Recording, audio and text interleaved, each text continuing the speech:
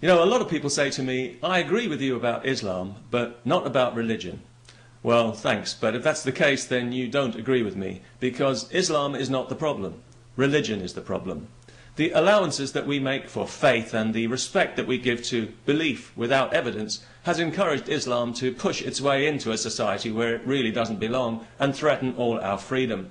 But that's not Islam's fault. Its stated goal is to take over the world. It's just being true to itself. It's our fault for indulging religion in the first place and for giving religious opinion a status in our society that it hasn't earned and doesn't deserve. Why? You tell me. Animals don't seem to need gods in their lives, do they? Perhaps because they haven't got quite such a low opinion of themselves as we've been taught to have. Insignificant, unclean, in need of salvation. Recognise yourself? If you're wretched enough to buy into that life-sucking drivel, the only thing you need to be saved from is your own gullibility. Your soul doesn't need cleansing because it isn't dirty, and anyone who tells you different is telling you for their benefit and not for yours. Because the purpose of religion is the employment and the empowerment of clergy. That's its only purpose. You don't matter. You've never mattered. You don't seriously think that any of those old frauds in the Vatican really believe in God, do you? Come on, God is for the little people, people like you and me. It's all about the clergy, who do very well out of it. How well? Well, let's ask the Archbishop of Canterbury if we can find out which one of his 2 palaces he's currently staying in. And of course, if he isn't too busy praying towards Mecca. His recent disgraceful attempt to crowbar Sharia law into British life is a good example of how some Christian clergy are so unprincipled they'll happily hitch their wagon to the crescent moon, to a religion they despise as heretical, in order to help push unwanted religious values into society at large. Because for them, any religious values are better than none. Because the real enemy for both of these dogmas is secularism, and that's what they're most afraid of, because they know that it could threaten their generous tax breaks and the countless millions in public subsidy that they're currently rolling around in. And that's why whenever you hear a speech from a religious leader nowadays, it usually contains a warning against the danger of secularism. When the Pope went to America recently, it's the first thing he said when he got off the plane. Well, obviously he also apologised for all the child abuse, but what else was he supposed to say? Get over it, you pussies? Of course not. Not even if he was thinking it, which he probably was. Oh, come on, you know he was. But secularism is not atheism, as many of these God-peddling faith jockeys will often try to pretend in order to frighten people who think they're going to be possessed by demons if society isn't run by God, or rather by men who think they're God. There are plenty of religious people who are secularists. They believe in God, but they've got too much class to try and force their views on everyone else. And that's all secularism means. It means religious freedom for everybody, not just for religious people. It means respecting everyone's right to worship freely, but removing the power of the middleman, the clergyman, the self-appointed intermediary to interfere and meddle uninvited in people's lives. No wonder these pious parasites are more afraid of it than they are of hellfire itself. Seculophobia. Is that even a word? Well, I guess it is now.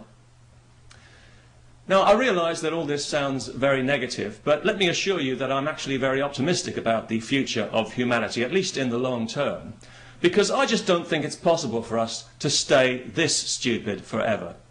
We'll try, of course, and some of us will really dig our heels in too, no doubt.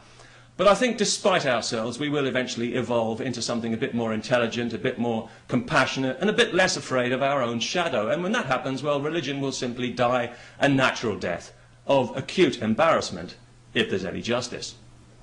The thing is, though, I don't want it to take thousands of years. I want it to happen now.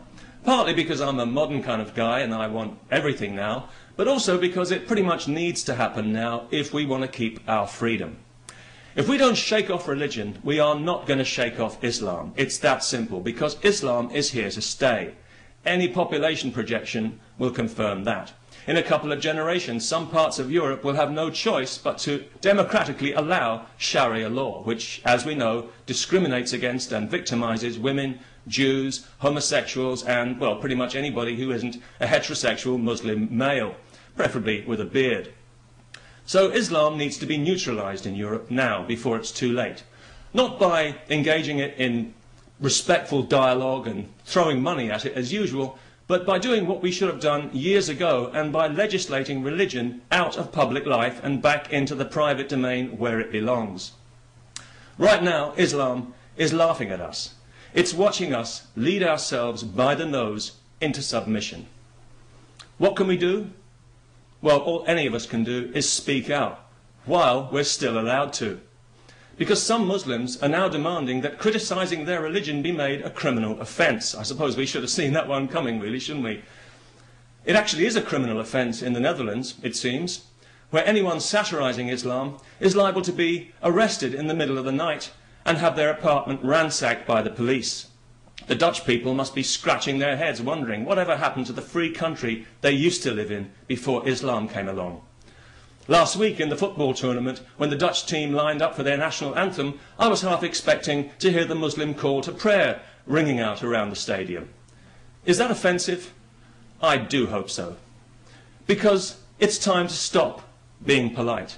It's time to stop showing fake respect and to start insisting that this divisive, dangerous, insulting, poisonous bullshit is taken out of our public life, where it violates our human rights, out of the government, out of the law, and especially out of education. And all the vast army of self-interested, money-grubbing clergy and lobby groups and other assorted faith-based so-called community leaders who currently feed on our freedom like maggots should be told exactly what they can do with themselves in the bluntest possible terms. I'll even volunteer for that job myself. Peace. But not at any price.